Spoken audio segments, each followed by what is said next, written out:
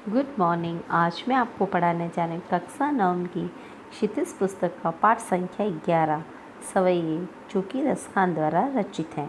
हमने इनके दो सवैये पढ़ लिए थे। आज हम पढ़ रहे हैं तीसरा।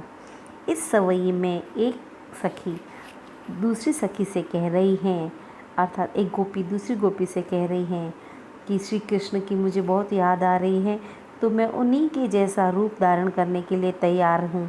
मैं अपने सिर पे मोर मुकुट धारण कर दूँगी, गले में गुंज की माला पहन लूँगी और पीताम्बर ओढ़ के, लकड़ी लेके और गायों के संग, ग्वालों के साथ मैं घूमने के लिए, फिरने के लिए तैयार हूँ। भाव तो यानी अच्छो जो रसखान कह रहे हैं कि गोपी दूसरी गोपी सखी से कह रही हैं कि जो श्री कृष्ण को अच्छा लगता था वह सब स्वांग अर्थात सब नाटक में करने के लिए तैयार हूँ। या मुरलीधर की अधरान धरी अधरान धरूंगी। लेकिन ये जो कृष्ण की मुरली है, इसको मैं अपने होठों पर रखना कभी स्वीकार नहीं करूंगी, क्योंकि श्री कृष्ण अपने होठों पर रखी मुरली तो उसके लिए सोतन के समान है। क्योंकि वो मुरली जब उनके पास होती है तो उन्हें किसी की याद नहीं आती है। मुरली मेरी सौतन है, तो मैं उसको कभी अपने होठों पे नहीं रखूंगी। तो देखिए, मोर पखा सिर ऊपर राखी हो, गुंज की माल गरे पहिरोंगी। मोर पखा यानी मोर के पंखों से बना हुआ मुकुट, गुंज यानी गूंगची या रत्ती वैसी माला होती हैं जो श्री कृष्ण पहनते थे। गरे यानी गले, पहिरोंगी यानी पहनूंगी। ओढ़ी पीतम्बर ले लकुटी, पीताम्बर ओढ़ के और लकड़ी लेकर। वन यानी वन में। गोधन, गोधन यानी गायें। ग्वारनी यानी ग्वालों के संग। फिरूंगी यानी फिरूंगी। भाव तो वो ही मेरो रस खानी, सो तेरे कहे सब स्वांग करूंगी।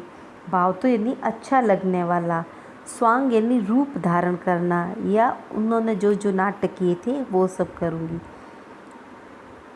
या मुरली मुरलीधर की, ये जो मुरली है, मुरलीधर यानी मुरली को धारण करने वाले श्री कृष्ण, यहाँ मुरलीधर कहा गया है श्री कृष्ण को।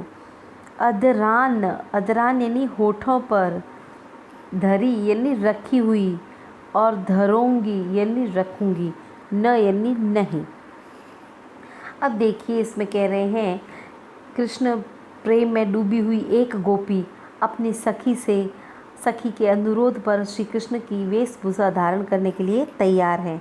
वो कह रही हैं, मोर पखा सिर ऊपर राखियो, गुंज की माल गरे पहनूंगी।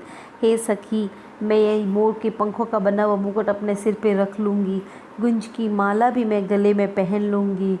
ओढ़ी पीतम्बर ले लकुटी बन, गोदन ग्वारन संग फिरूंगी। वो कह रही हैं कि श्री कृष्ण की भांति मैं कृष्ण के समान ही ये पीताम्बर धारण करके, हाथ में लाठी लिए हुए वन में गाय चराने को भी प्रस्तुत तैयार हूँ।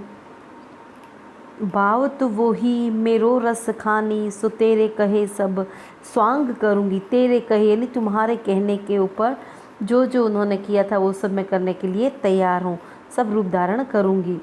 जो कह रही हैं कि श्री कृष्ण उनके मन को भा गए हैं। अतः हे सखी, आपके अनुरोध से श्री कृष्ण का स्वांग रचने को भी मैं तैयार हूँ, किंतु श्री कृष्ण द्वारा या मुरली मुरलीधर की अधरा धरी न अधरान धरूंगी। लेकिन ये जो मुरली है, श्री कृष्ण की ये मुरली है, होठों पर रखी हुई मुरली को यह अपने होठों पर रखना कभी स्वीकार नहीं करेगी। अधरान धरी, अधरान धरूंगी यानी जो श्री कृष्ण की मुरली है उन्होंने अपने होठों पे रखी है, उसको मैं कभी अपने होठों पर धारण नहीं करूंगी, क्योंकि वो मेरी सौतन है। तो कह रही है कि सब कुछ मैं कर लूँगी, मोर मुकुट पहन लूँगी, माला पहन लूँगी, पीताम्बर ओढ़ लूँगी, लकड़ी लेके वन में ग्वालों के साथ घूम लूँगी, जो कृष्ण ने किए हैं वो सब कर लूँगी। लेकिन इस मुरली को मैं अपने होठों पर रखना स्वीकार कभी नहीं करूँगी।